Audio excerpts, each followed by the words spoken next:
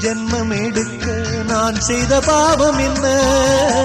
வெவ்வேறு வேஷங்கள் போட்டு நீ செய்யும் கோலம் என்ன? இனிமேலும் இன்னொரு ஜென்மம் வேண்டாம் ஐயனே.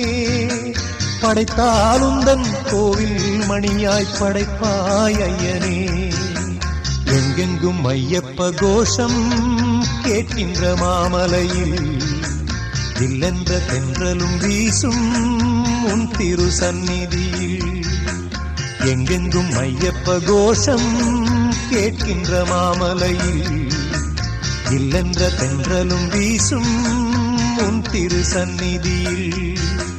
எப்போதும் உன்முகம் பார்க்கின்ற ஆசை ஐயப்பா. என்னாலும் வந்து அணைப்பது உந்தன் கையப்பா. எப்போதும் உன்முகம் பார்க்கின்ற